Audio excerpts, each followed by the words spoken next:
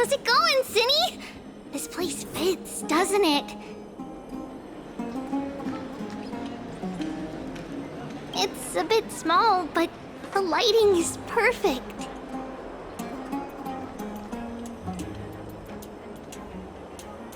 Thank you, Lady Treby. With this, the Twilight Courtyard can be reborn in Akama.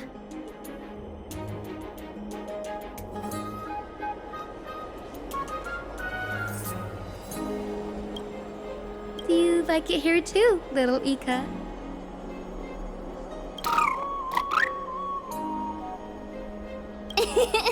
It's so bright here. Maybe you should rename it? How about Luminous Courtyard? Lady Treby makes a good point. But Twilight Courtyard carries the long history of the descendants of the sky, and I'd like it to continue. Right. How does the legend go again? Even Lady Treby forgets things. We just haven't prepared lessons in a while now, so we're a bit rusty. Just give us some time and we'll remember.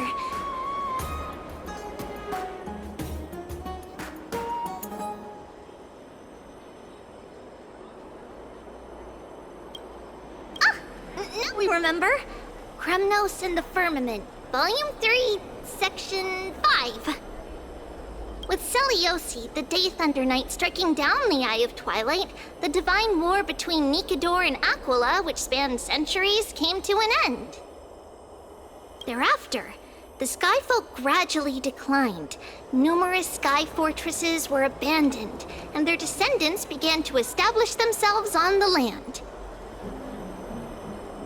Finally, those descended from Seliosi the Day Thunder Knight were welcomed by the scholars under Circes and established the Twilight Courtyard in the Grove.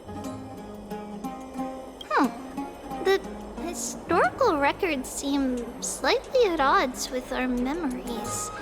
But the details from that time have become somewhat hazy to us. Oh, I forgot.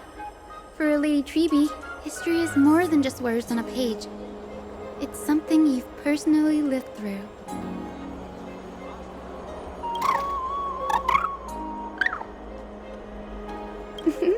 Little Ika loves listening to the stories from the legends. I'm sure you're also imagining one day you'll be as awe-inspiring as the winged beasts by Seliosi's side. That day will come. I believe it. Just keep growing. Lord Crediros? Miss Hyacinth. And Lady Treby. Good to see you're doing all right. I heard from the citizens you were nearby and came to check. Doing all right. What's going on, Crediros? There's been another violent incident at the market. A shop was smashed and looted. It's the third time this week. How can this be? I always thought that with Lady Aglaya here, Akama would remain peaceful. That was true in the past. But these days, forgive my bluntness, her senses may not be as sharp as they once were. Aggie. In my opinion, malevolent forces have noticed the slack in the golden threads and are now plotting to exploit the opportunity. The Citizens' Assembly just wrapped up. Why is there still unrest? The Chrysos heirs won by only one vote, Lady Treby. From my years of experience, a narrow victory often walks hand in hand with unrest. Trouble! Miss Hyacinth! Trouble! Clementine. Take a breath. What's going on? Please! Something terrible has happened at Marmorial Palace!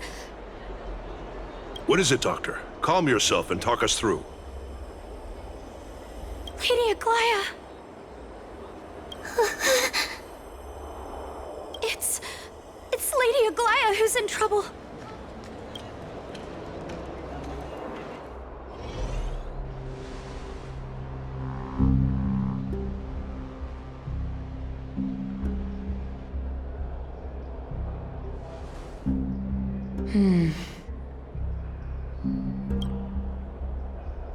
I still remember.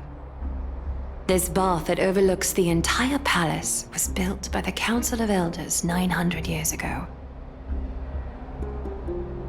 Its purpose was to commemorate the first flame chase journey and to remember the heroes who made great sacrifices for Amphorius a millennium ago.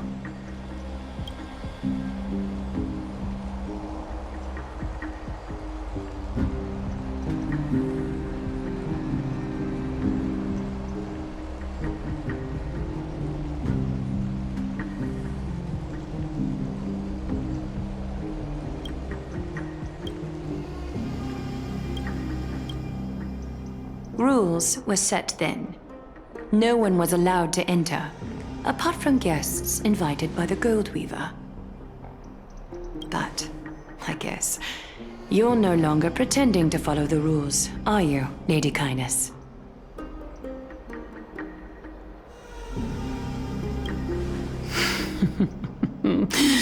Aglaya, Aglaya. You ageless witch, hiding behind a divine facade to deceive mortals. We've been far too kind with you. Kind? There's no need to use such a word to cover up your incompetence. Anaxagoras humiliated all of you before the citizens. If you still had any shred of shame, you'd throw yourselves from dawn cloud at the curtainfall hour to salvage the last fragments of your dignity.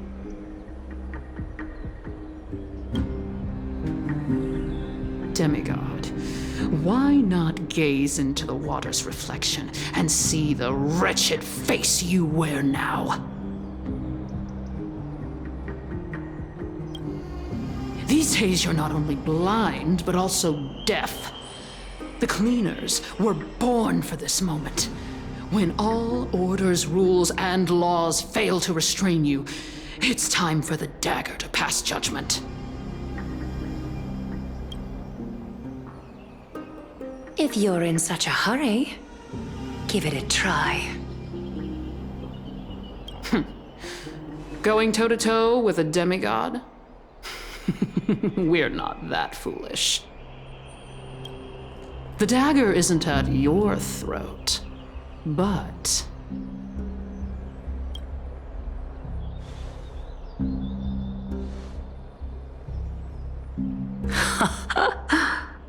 Your gravest accusation is that my humanity is fading.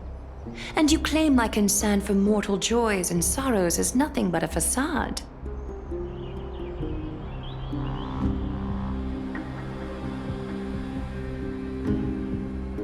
If that accusation holds, what makes you think the lives of these civilians will sway me in the slightest?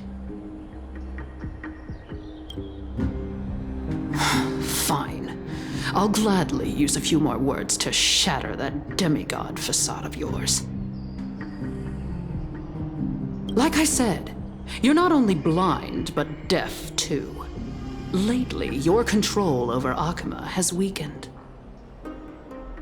You failed to notice the thefts we arranged in the market, nor did you catch wind of the meetings happening in the Dromus workshop. Plots are unfolding right under your nose, yet you remain indifferent. Humanity? Fading? Aglaya, why not use your precious golden thread to peer into my thoughts? See if the gift we've so meticulously prepared for you can move that cold demigod heart of yours.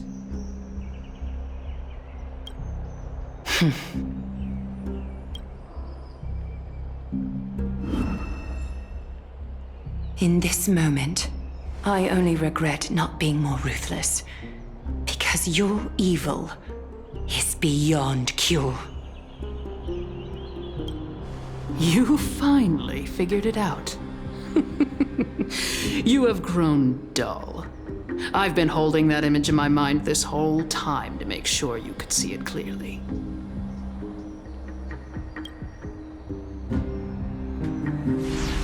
I want you to have this knucklebone talisman, Big Sis. I hope it brings you luck every day and keeps you safe from bullies. That girl who can't speak or hear.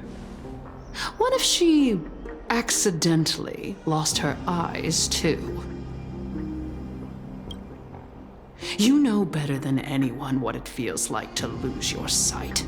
Imagine if 1,000 years ago you, already blind, had also lost your voice and hearing in your youth. Would you still have become the Aglaya you are today?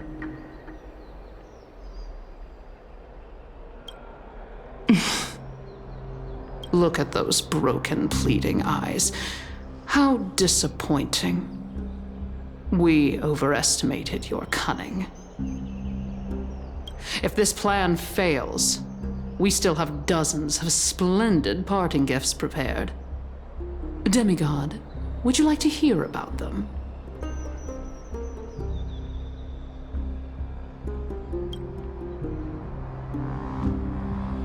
I thought I could buy some more time. In these 1,000 years, I've witnessed the fall of 10 titans. From my naive arrogance at the beginning to slowly learning how to guide others.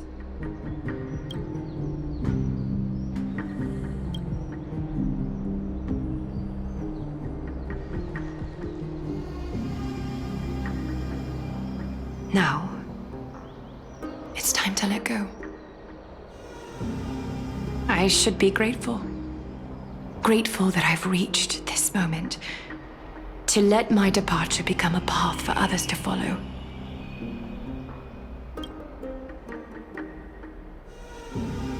Have I done enough?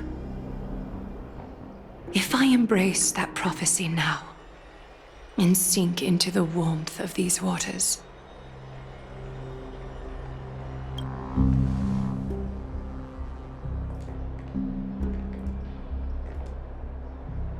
will the wandering wind stop to mourn me?